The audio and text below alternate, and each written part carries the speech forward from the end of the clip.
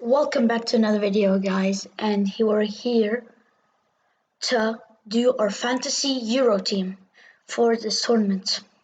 So I guess let's just go straight into it. I mean, if you don't know what fantasy teams are, like fantasy Premier League or fantasy Champions League, so it is in Premier League, at least. I don't know the new concept for this. In Premier League, when you build a team of bench and players or starting 11, you can make transfers and everything. You can take out players, put in players to replace them, and they get points on base performances, on like assists, goals, own goals. They get minus points. Conceding like a minimum of like 3 goals, you get minus points. And yeah, you just lose points, and then you have a grand total of a point every game week, and then you maybe can join a league and then compete with your friends and everything. Let's just go straight into it. Let's start by the goalkeeper position. So people are actually putting Hradecki, which is interesting because, well, Finland are probably kind of underdogs, but in my opinion, it is between Courtois, Donnarumma, and Schmeichel. In my opinion, it's between these. Let me just check the other ones. I think it's between these goalkeepers, because the rest, there's not much great goalkeepers that are gonna keep clean sheets and stuff like that. So it's between Courtois, Donnarumma, and Schmeichel. And I'm gonna go for Donnarumma. And he has been added. Oh, and I start with 100 million and I've just spent 5.5, so I'm 94. Now next, the defenders. I mean, it's obvious. We have to go with Pau Torres. Don't worry, I was gonna pick Ruben Diaz after, but Pau Torres, he has an incredible season with Villarreal. Young, and he's just phenomenal. He's so good. He's so underrated. Now the other center back is Ruben Diaz. That was simple, very simple. Now left back, I'm gonna go with. I think I'm gonna go with Luke Shaw. Where is he? Oh, here. Because he's had such a great season with Man United that I think he's going to perform with England. Now, right back, Joao Cancelo. He's just had a phenomenal season in Man City. Even playing at an inverted wing back at left back, because he's right-footed, he's had an amazing season. His crosses, it's like he's playing in midfield, but he's not. It's just how he plays. The three midfielders, we have to go with the nicest person, and in my opinion, could probably win the Ballon d'Or this year if France win the Euros, N'Golo Kante. He, he's such a great season. He's won everything you can think about in the English and European competitions. He's won FA Cup, Carabao Cup, he's won 2 Premier League, he's won a Europa League, he's won a Champions League, he's won a World Cup, and he might win a Euro. He's won absolutely everything. And I don't know how you can be that good and that humble and that nice. Now, next up, partnering him, I'm not going to go with KDB because I think he's going to miss the first 2 games. So I'm not going to go with him, and he might take a while to deal with his broken nose and here. But I'm going to go with Chiesa. He's on loan from Fiorentina for 2 years with an option to buy at Juventus.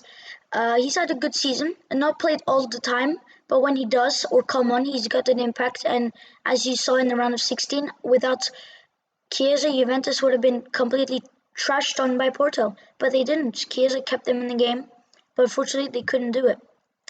Now next up, an other midfielder is going to be De Jong.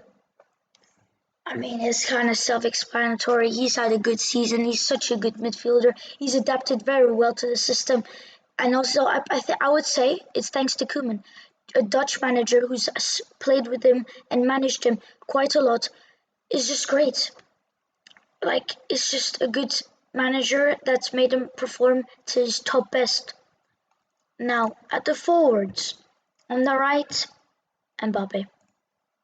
I think he's going to have a great tournament. He's going to be such a good tournament with everything he's had.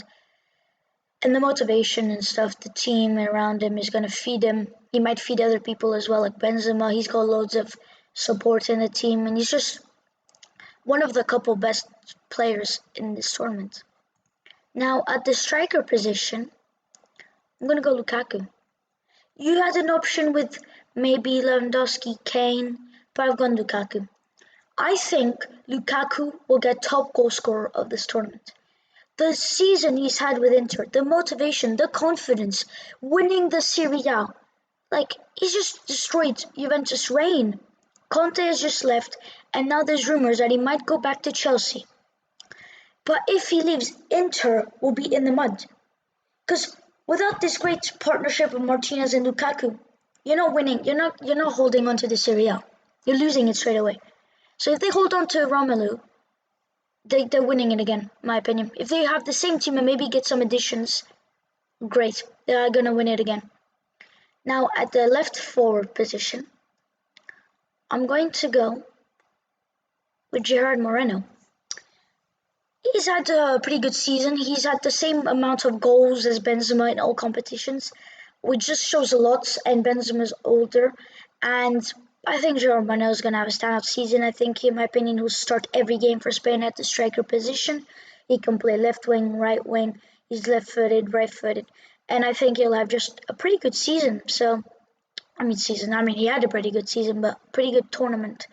So this is my starting 11: Donnarumma, Shaw, Diaz, Pau Torres, Cancelo, De Jong, Kante, Chiesa, Mbappe, Lukaku, Gerard Moreno. Now we go on to the bench. 4 players for the bench with 23 million left. Let's go to the backup goalkeeper. I think it will be Schmeichel. Schmeichel, captain of Leicester. He concedes goals. I mean, like all goalkeepers, he doesn't keep clean sheets every game, but he's made phenomenal saves all the time. His saves are just out of the world sometimes that he makes. It's unbelievable. Now, next to defender sub, I'm going to go with Antonio Rudiger. Great survival of his career, thanks to Thomas Tuchel. Great defender. He's been phenomenal. Like, no, it's like he's back to his prime. No one can go through him. He's a pure brick wall that has been cemented over and over and over again. He's just unpassable. Now the midfielder. Backup midfielder, I'm going Mason Mount. I mean, he's just a good player. And I think he'll have a pretty good Euros, but in my opinion, I don't think he can fit into my starting 3 midfielders, so I'll have him on my bench. Now the other midfielder needs to be 5.5 million or 5. And that goes between, yeah, I cannot get Tielemans, which is a big, but I can get, oh, actually I'm down to low signing, so it's gonna be kind of hard. Yeah, I could get Højbjerg. We'll go with Højbjerg.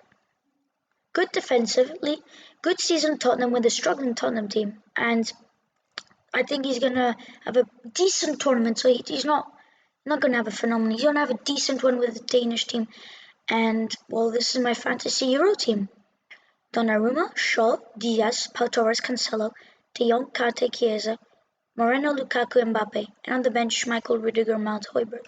And this is my team. Now let's go next and pick a captain whose score will be doubled. So yeah, as I forgot to tell you that when you captain someone, their score will be doubled. Vice captain, it's not the same, it's just a vice captain. And I will double on Lukaku. Yeah, I'll double on Lukaku. And now my enter team name,